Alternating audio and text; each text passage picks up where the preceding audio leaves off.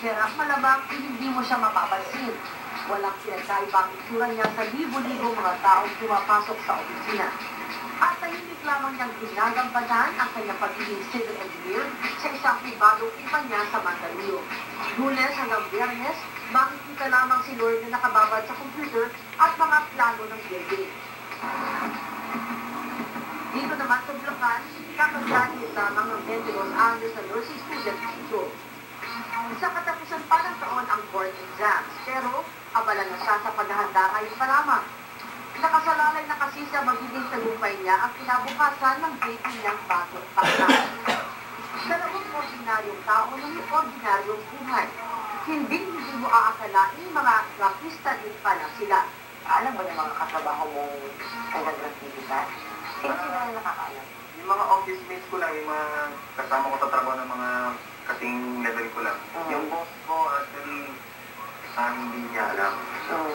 Pero wala naman akong nakita ng negative na kaya ako nila ako sa akin. Ito yung bahay na ito na... Si Lloyd o si G sa mga grafista ang isa sa mga unang miyembro ng SGA. 14 anyos lamang siya nang mahilig siya sa graffiti.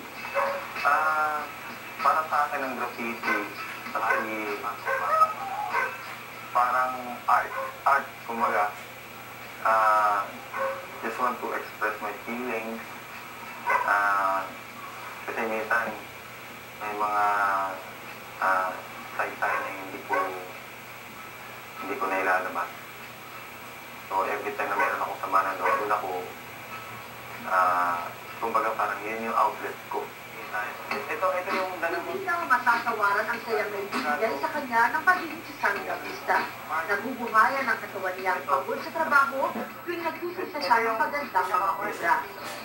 May isang dekada na ang nilipas mula nang una siyang humawak ng pensyon.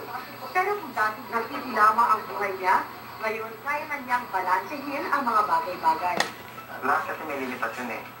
So kung graffiti, itong time mo sa graffiti, ito lang. Time mo sa school, ito lang. Time mo sa trabaho, ito lang. So limit lahat. Hindi ako nag-excess ng time para lang gumugol ng mas effort sa graffiti. Kasi hindi pwedeng isa lang pupupukan mo eh. At sa data ngayon, hindi ko siya, hindi siya ang first priority ko eh. Kasi nga, dahil nga may asawa na rin ako, mas priority ko pa rin ang pamilya ko. Hindi na rin daw inaaksaya ni Jim ang pera at panahon niya sa mga bombing. Mahirap din daw kasing panindigan ang scene na ito kung wala kang maayos na pinagkakakitaan. Napakagasto. Kasi amahan mo magkano ang isang aerosol pen is, yung dati, mumurahin pa yung binibili ko is 100. Ngayon, 160. May 200 tas pa. Yung mga magagandang klaseng aerosol pen yun. Ako po maliban si check na sintahan ko mag-report like God sa pagkaan ng mga fight back and say na mamayapan. At least, huwag ka sasagot ng papatagbahan. Kung sa kayanado, lahat ng to ay planado. Yamado ako at sa akin merong pambalado. When I was once, walang tigilan. So, di ko ma-enemies, nagkaon sa iyo barotes. Sila'y nakuba na sobra lesyon. Ako'y Sa Bulacan, tila di pinoproblema ng mga kabataan ito ang gastos ng pagkagraffiti. Simple lamang daw ang solusyon dito, tipirin ang baong binibigay ng magulang nila. Ito ang itong CIS o Crime Style Group. Binuo ng nursing graduate na si Step 1 sa ngalan ng graffiti bombing. Tinawag mong crime style. Aminado ka ba isang krimen yung ginagawa niyo? Opo, inamin ko po na isang krimen yan. Kaya po, sa tingin ko po lahat po na, majority po ng mga writers ay nakagawa ng crime. Kaya po tinatago nila yung sarili nila sa mga katulad bandana, sa mga,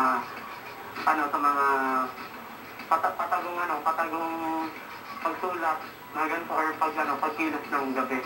Kasi parang yung tinatawag na secret lifestyle.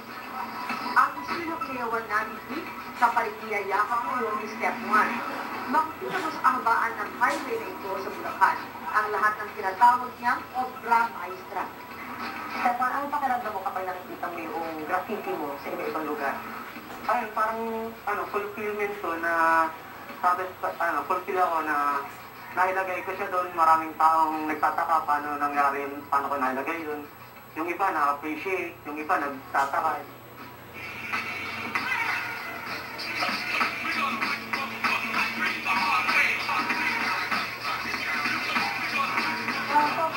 Maaari kang parang gulat yun eh. Wala pong magawa sa buhay. Yung mga tipong rebeldeng mga bata, mostly lalaki. Malungkot bang aminin, masama ang imahe ng mga grafista sa ordinaryong tao. Akala ng marami, mga tulisan na mga tao na nasa likod ng mga pangalan ito. Pero itong si Smith Juan, matagumpay na graphic designer sa Makati. Si Gons, masipag na estudyante ng computer engineering. Marami sa mga grafista ang may kanilang karera. Pinagdulod lamang ng pagmamahal sa paglikha ng graffiti. Anong gagawin niyo dyan?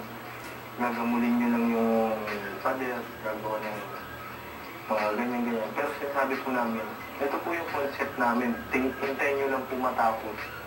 Husgahan niyo lang po kung pangit sa paningin niyo. Well, kasi yung karamihan ng mga Pilipino, konservatibo eh. Hindi nila kahit tanggapin yung mga iba't ibang art.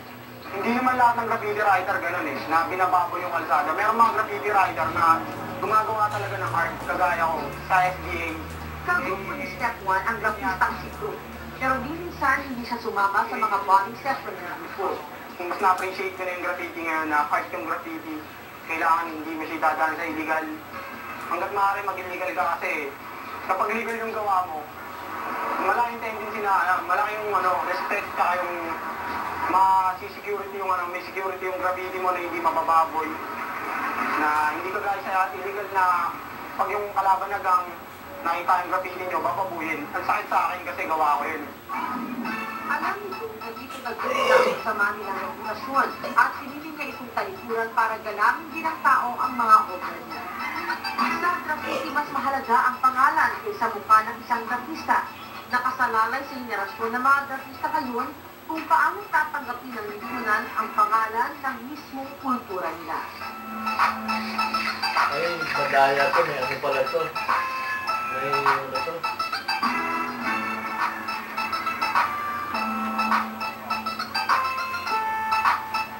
Siguro meron ding responsibilidad ng arte sa bagay na yan, ano?